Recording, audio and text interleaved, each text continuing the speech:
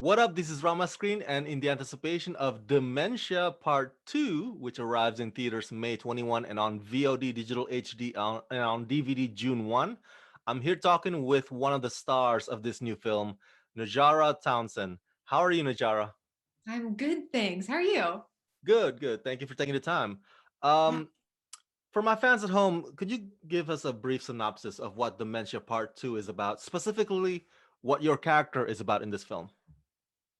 Okay. Well, Dementia Part 2 is about an ex-con named Wendell who, after some threatening phone calls from his parole officer, takes a job as a handyman at an older woman's house. Her name's Suzanne.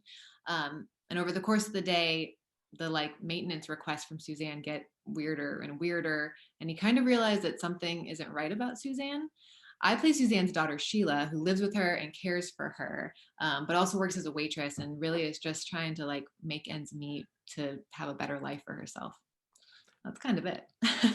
Thank you. That's a very awesome log line. It's interesting, isn't it? The fact that the first Dementia movie back in 2015 was a completely different film. So this one is more or less a spin-off instead of a straight up sequel.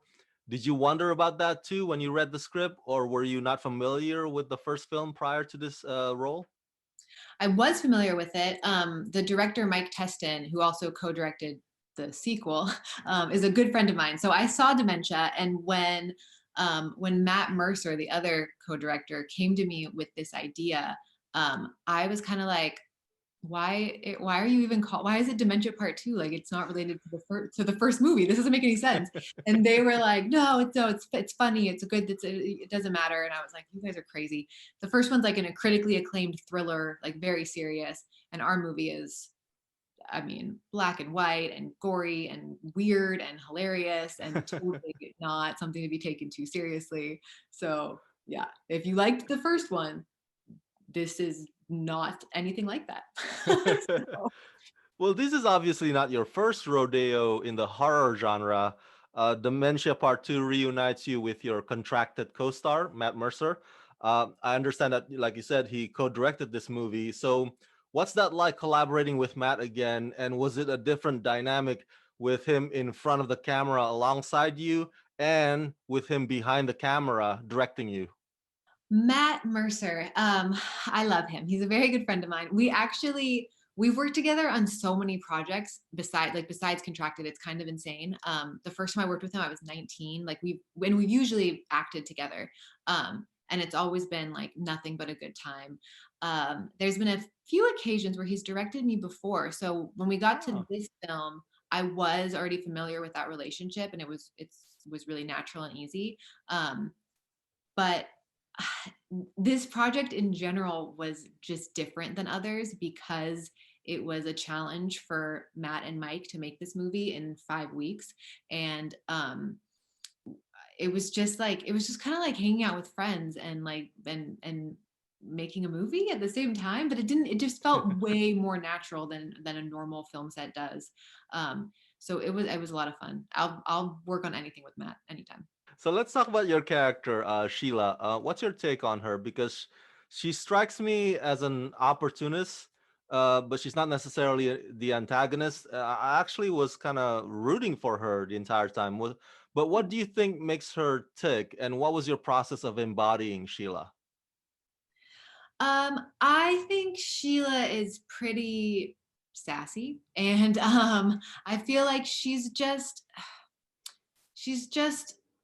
trying to, make the best for her life, really. She is a bit of an opportunist. She's gonna do what she has to do to get to where she wants to go, essentially. I Again, this was such a unusual project. We got the script the night before we shot. Everything Oh. was really just last minute. And so my normal approach to a character is like much more in depth. I usually do tons of research and write down tons of like memories for my character and a big backstory. And like I usually put a lot into it. And in this case, there wasn't any time to do that. So I kind of just took like the key points I could from her life, like I can't, and weirdly enough with this film also, like I can't say much about her without giving stuff away, it feels like. So like I understood where she was coming from and kind of who she was, and then just went with it. And a lot of I think because we got the script the night before and everything was just kind of like go go go, Matt and Mike were like, hey, like here, this is the script, but we can improv, we don't have to follow these lines, like do what feels natural, like do what you want, we're just having fun. So it was a lot of that, and it was, yeah, it was just a good time. Eh, you mentioned black and white, and that is one of my curiosities when I watch this film. I mean, I personally like black and white movies in general, but what do you think this format? What do you think this format does in helping you with your performance, and how does this format help also in terms of intensifying this film's horror elements? Sure. When I was shooting it, I didn't think about it, and Mm, I can't, I'm not positive if I knew it was going to be in black and white when we shot. mm, So that was never like on my radar really. To me, the black and white element was totally just like an homage to like to older movies, to movies that Matt and Mike love. Um, so it just kind of felt like it worked with this film. You know, the black and white doesn't always work with movies like nowadays. It's definitely a strong choice to make, but with this film, it just kind of felt like right. It's a weird movie, and I think it kind of, I don't know, it if I imagine this movie in color, it's it's just so different. So I think the black and white choice was really like brave of them, and it was a really good decision in the end. I agree, and it gives that artsy vibe to it, which I like. Sure, I yeah. I gotta hand it to the makeup department and your co-star Suzanne. She's a champ. I mean, wow, blood, just throwing up blood. She's all gory and gnarly looking. With all those gooeys, and yeah, and you yourself are no stranger to transformation in contracted. So tell me your experience working with Suzanne on some of those climactic scenes in this film, and were those the most difficult part of the entire production? Ooh, good question. Suzanne Voss is a champ. I mean, my goodness. Like I said, we got the script the night before we started shooting. We shot over like 4 or 5 days. So it was just like she did such an amazing job. And yes, being familiar with all the makeup and gore that you have to like do, like she just was it was so good. It was so gross and so good. And she enjoyed it, which I mean, I guess you have to enjoy it if you want to do it. But she just, it was such a good time.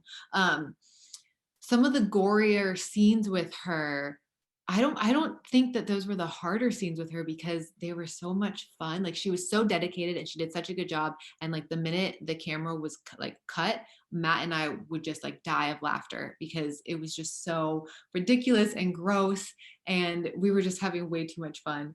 um and I'm trying to remember what the hardest like scene would be, and I want to say it was probably the last scene of the movie. I think that was like the hardest scene for us, mainly because again, everything was thrown together so fast that we were like, oh my, like this is the end of the movie, like oh my gosh.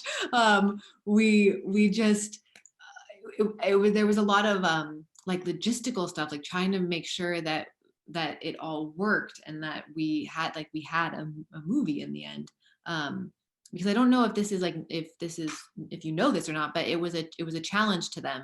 So they had, so from conception of the script to the day the movie premiered, they had 5 weeks. So normally like post production alone takes years. So it was just an intense process.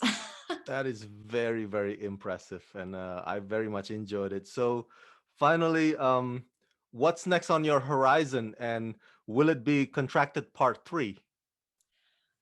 You know, I get asked that a lot actually, and I really wish I could say yes, we're doing a third, but I don't think that's gonna happen. Oh, No, I really don't. It's been a while now, and I don't think it's gonna happen. But I may. Hey, surprises happen all the time too. So I don't know. For me, I have another film that's coming out on Blu-ray on June 1st called The Stylist. It's also streaming right now on Arrow Player. And besides that, I have a few films in post-production. So I have movies that'll sprinkle, like they'll sprinkle their way out over the next year probably. And that's it for now. Well, I'm keeping my fingers crossed to seeing Samantha again, definitely. Yeah. I'll keep pushing people. I'll be like, hey, see, there's demand for it. Let's do it. Yeah. And for my fans at home, everybody go check out Dementia Part II, arriving in theaters May 21 and on VOD, digital HD, and DVD June 1. Najarra, thank you for talking to me and congratulations. Thank you so much.